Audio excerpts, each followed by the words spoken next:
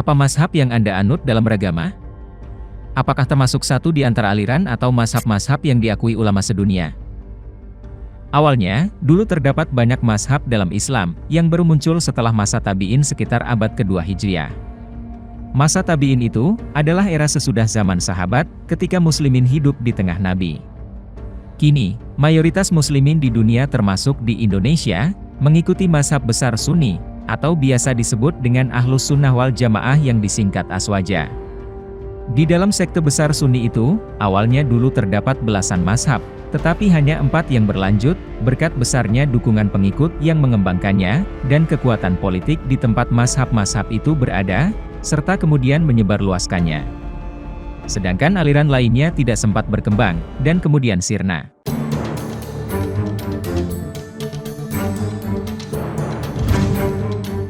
Sebagaimana kita ketahui, perkembangan sebuah aliran atau mazhab, sebagaimana ideologi seperti Marxisme, liberalisme, humanisme, dan sebagainya, biasanya tergantung pada kekuatan politik atau penguasa yang ada di tempat itu.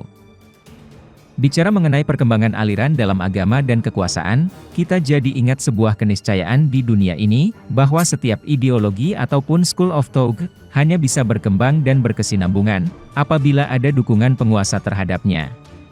Mari ambil 2 contoh, komunisme dan protestanisme. Komunisme, misalnya, dulu berkembang di Soviet karena penguasa seperti Lenin yang mendukung pemikiran Karl Marx. Sementara protestanisme, muncul akibat protes atau reformasi oleh Martin Luther di Jerman pada tahun 1517 terhadap Paus Katolik, yang sempat menyebabkan kontrareformasi dan reformasi lainnya di Eropa Barat. Sementara penemuan benua Amerika, menyebabkan kaum Protestan yang dianiaya di Eropa, terutama Inggris, melarikan diri ke Amerika, dan memulai negara baru Amerika Serikat, yang berlandaskan kekristenan Protestan. Dalam waktu 100 tahun pertama, seluruh Eropa Barat sempat terancam perang saudara. Di Inggris, Perancis, Spanyol, Swiss, Skotlandia, pertentangan antara bangsawan dan penguasa Kristen dan Katolik, menyebabkan pertumpahan darah. Protestanisme, yang berbeda dalam penata laksanaan gereja dan konsep-konsep teologis dibanding Kristen Ortodoks Timur maupun Katolik Roma, kini diikuti 900-an juta pemeluk di dunia, sekitar 40% jumlah Nasrani di dunia. Masih berkaitan dengan hubungan aliran agama dan kekuasaan, kita bisa membaca sejarah Kristen Anglikan di Inggris. Pada 1534, Raja Henry VIII Inggris yang dibantu Thomas Cranmer, pernah mengeluarkan hukum supremasi yang menjadi legitimasi, bahwa pengangkatan Raja Inggris, berarti otomatis menjadi kepala gereja Inggris, bukan lagi paus. Sejak itu, ordo atau mazhab gereja Anglikan, yang merupakan cabang Protestan, berkembang di Inggris dan negara-negara jajahannya. Dari sini kita bisa melihat, bahwa kekuatan politik, sangat mempengaruhi bertahan dan berkembangnya suatu mazhab agama. Sejarah mencatat, bahwa di antara para mujtahid, atau ulama yang melakukan ijtihad, zaman awal dulu ada Sufyan al-Tsauri, Abdurrahman al-Auza'i, dan Laits bin Sa'ad. Belakangan, mazhab mereka itu, dan beberapa mazhab lain telah punah, karena tidak terjadi pengembangan oleh para pengikutnya. Nah, yang tetap berkembang di dunia Islam secara pesat, di antaranya adalah 4 mazhab Sunni, masing-masing adalah Hanafi, Maliki, Syafi'i, dan Hambali. Tetapi, bukan hanya itu. Di luar mazhab Sunni yang 4 itu, ada 4 mazhab lainnya yang diakui ulama sedunia dalam pertemuan di Amman, Yordania, sebagaimana ditulis di Risalah Amman atau The Amman Message, yakni 2 mazhab Syiah, baik Syiah Jakfari ataupun Syiah Zaidi, mazhab Ibadi, dan mazhab Zahiri. Sebenarnya, kalau kita kumpulkan lagi, setidaknya ada 13 mazhab, yang dimulai dari Hasan al-Bashri, sampai kepada Ibnu Jarir at-Tabari. Namun, semuanya mengalami dinamika yang unik. Kadang eksis dan besar di suatu tempat pada suatu zaman, lalu berganti zaman, mazhab itu pun surut dan pindah ke wilayah lain. Bukan masalah mazhab yang satu lebih benar daripada mazhab lain, tapi lebih kepada pengaruh politik. Selain ke-13 mazhab itu, ada Salafiyah. Tetapi penganut Salafi ini, oleh penganutnya maupun oleh yang lain, lebih dianggap sebagai sebuah metode atau manhaj, dan bukan sebuah mazhab, yang merupakan wadah bagi pandangan-pandangan lengkap tentang hukum-hukum taklif dalam Islam. Lebih jauh lagi, Abu Dawud meriwayatkan di dalam kitab Sunannya, Nabi bersabda, "Ketahuilah, sungguh umat sebelum kalian dari kalangan ahlul kitab telah terpecah belah menjadi 72 golongan. Dan, umat ini pun akan terpecah belah menjadi 73 golongan. 72 golongan di neraka, sedangkan satu golongan di surga, yaitu Al-Jamaah." Nah, jika yang dimaksud terpecahnya Islam menjadi golongan mazhab-mazhab tertentu, maka mazhab mana yang masuk neraka? Sebenarnya, Islam tidak mewajibkan orang harus membatasi diri hanya pada mazhab atau aliran tertentu, karena di zaman Nabi tidak ada mazhab. Lawang Nabi ada di samping mereka, jadi gak susah kalau pengen tanya sesuatu. Cukup datang kepada beliau, lalu masalah itu akan dijawab tuntas oleh Nabi. Tetapi yang jelas, setiap pengikut aliran tertentu, dilarang, atau haram hukumnya, mengkafirkan aliran atau mazhab lain, sebagaimana dinyatakan 200-an ulama dari 50 negara dalam konvensi Islam pada Juli 2005 di Amman, Yordania itu. Menariknya, tidak banyak yang tahu bahwa, keempat pendiri mazhab Sunni, atau Ahlus Sunnah wal Jamaah itu saling berguru satu sama lain. Yang paling tua adalah Imam Nu'man bin Sabit alias Abu Hanifah, sehingga mazhabnya disebut Hanafi. Imam Abu Hanifah sempat berguru pada Imam Ja'far Shodiq, cucu Nabi yang ke-6, sekaligus juga menjadi Imam Syiah 12 Imam Itsna Asyariyah yang ke-6. Nah, fikih atau jurisprudensi Imam Ja'far itu, yang menjadi acuan kaum muslimin Syiah, sehingga mazhab Syiah disebut juga Ja'fari.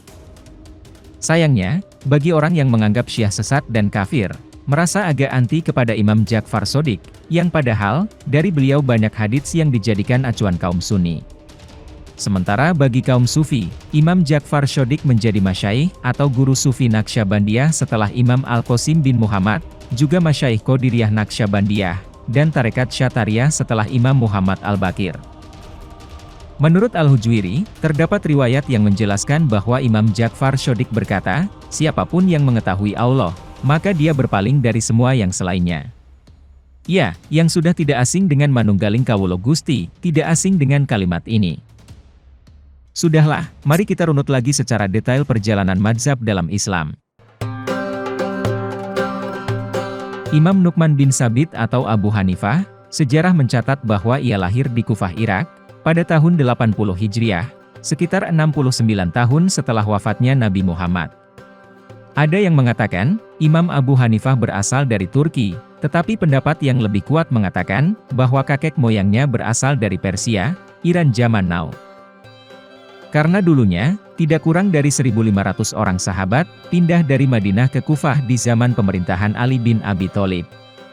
Ketika lahir, ayah Nu'man, Thabit bin Zuta yang merupakan seorang pedagang asal Kabul, Afghanistan zaman now, sudah berusia 40 tahun.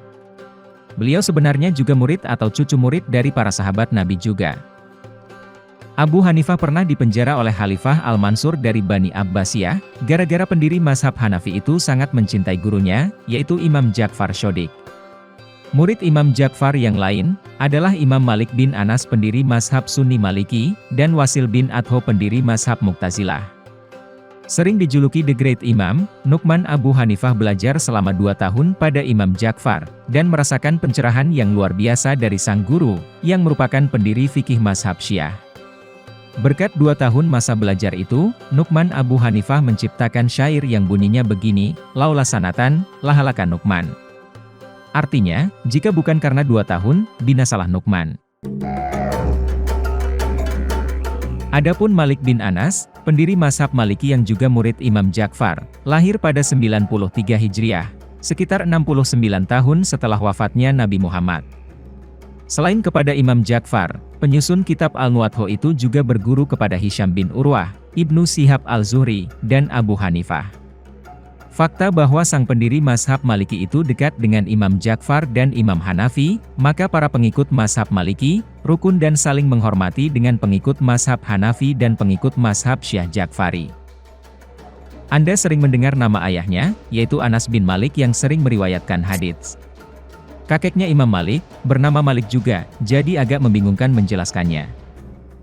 Di antara murid Imam Malik yang terkenal, adalah Imam Syafi'i, pendiri mazhab Sunni Syafi'i, yang banyak pengikutnya di Indonesia dan berbagai negara lain di dunia.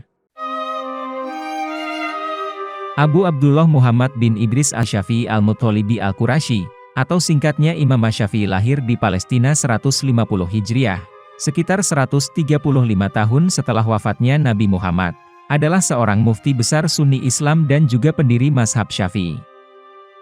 Beliau sendiri memang asli orang Mekah, berdarah biru Quraisy, dan nasabnya bertemu dengan nasab Nabi Muhammad pada kakek mereka berdua, Qusay bin Kilab. Saat usia 13 tahun, Imam Syafi'i dikirim ibunya untuk pergi ke Madinah untuk berguru kepada ulama besar saat itu, yaitu Imam Malik. 2 tahun kemudian, ia juga pergi ke Irak, untuk berguru pada murid-murid Imam Hanafi di sana. Pemikiran fikih Syafi'i, hidup pada zaman pertentangan antara aliran Ahlul Hadits, golongan cenderung berpegang pada teks hadis atau literalis, dan Ahlur Rohyi, golongan yang cenderung berpegang pada akal pikiran atau ijtihad. Imam Syafi'i belajar kepada Imam Malik sebagai tokoh Ahlul Hadits, dan kepada Imam Muhammad bin Hasan Asy-Syaibani sebagai tokoh Ahlur Rohyi, yang juga merupakan murid Imam Abu Hanifah. Sepeninggal Imam Malik, Mekah Madinah pun pernah didominasi oleh mazhab Syafi'i, yang sebenarnya juga merupakan murid utama dan kader langsung dari Imam Malik. Namun, Imam Syafi'i kemudian merumuskan aliran atau mazhabnya sendiri, yang dapat dikatakan berada di antara kedua kelompok tersebut. Sejarawan Islam mencatat, bahwa mazhab Syafi'i menerima penggunaan qiyas secara lebih luas, ketimbang Imam Malik gurunya. Keunggulan Imam Syafi'i sebagai ulama fikih, usul fikih, dan hadits pada zamannya, membuat mazhabnya memperoleh banyak pengikut, dan ketinggian ilmunya diakui banyak ulama yang hidup sezaman dengannya. Imam Syafi'i meletakkan 2 dasar berbeda untuk mazhab yang didirikannya, yang pertama digolongkan sebagai qaul qadim atau pendapat lama, dan qaul jadid atau pendapat baru, atau semacam revisi.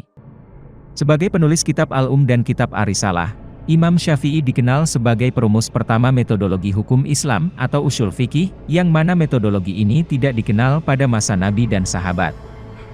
Menurut ulama, mazhab Syafi'i dianggap sebagai mazhab yang paling konservatif di antara mazhab-mazhab fikih Sunni lainnya. Dari mazhab ini, berbagai ilmu keislaman telah bersemi, berkat dorongan metodologi hukum Islam yang dikembangkan para pendukung Syafi'i. Karena metodologinya yang sistematis, dan tingginya tingkat ketelitian yang dituntut oleh mazhab Syafi'i, mazhab ini menerima dukungan dari banyak ulama dan penguasa di dunia Islam.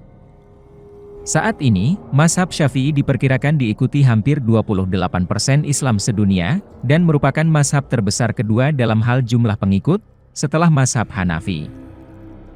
Berbeda dengan penyebaran pemikiran mazhab Hanafi dan mazhab Maliki, yang banyak dipengaruhi oleh kekuasaan kekhalifahan, penyebaran mazhab Syafi'i, lebih banyak disebarluaskan dan dikembangkan oleh para muridnya sendiri, khususnya yang berada di Mesir, seperti Yusuf bin Yahya al-Buaiti, Abi Ibrahim Ismail bin Yahya al-Muzani, dan Arabi bin Sulaiman al-Marawi. Di antara murid Syafi'i yang terkenal, adalah Imam Ahmad bin Muhammad bin Hanbal Abu Abdullah al-Syaibani, lahir di Irak 164 Hijriah, sekitar 148 tahun setelah wafatnya Nabi Muhammad. Beliau adalah salah satu di antara ulama hadits terkemuka, dan pendiri fikih mazhab Hambali. Selain Imam Hambali, ulama-ulama yang mengikuti dan turut menyebarkan mazhab Syafi'i antara lain adalah Abu Al-Hasan Al-Asy'ari, Imam Bukhari, Imam Muslim, Imam An-Nasai, Imam Baihaqi, Imam Turmudzi, Imam Ibnu Majah, Imam Tobari, Imam Ibnu Hajar Al-Asqalani, Imam Abu Dawud, Imam Nawawi, Imam As-Suyuti, Imam Ibnu Katsir, Imam Az-Zahabi, dan Imam Al-Hakim. Imam Ahmad bin Hanbal sendiri dianggap penutup para imam mujtahid, dan dianggap satu di antara syekh terbesar dalam ilmu fikih Sunni. Keluarga Imam Ahmad bin Hanbal berasal dari Basroh, Irak, dan termasuk dalam suku Arab Bani Syaiban. Meski ayahnya pernah menjadi pegawai di kerajaan Bani Abbasiyah di Khurasan wilayah Iran zaman now, Imam Hambali sendiri sempat mengalami penderitaan akibat kekejaman penguasa Bani Abbasiyah. Sang ayah belakangan pindah bersama keluarganya ke Baghdad, tempat Ahmad dilahirkan pada tahun 780 Masehi.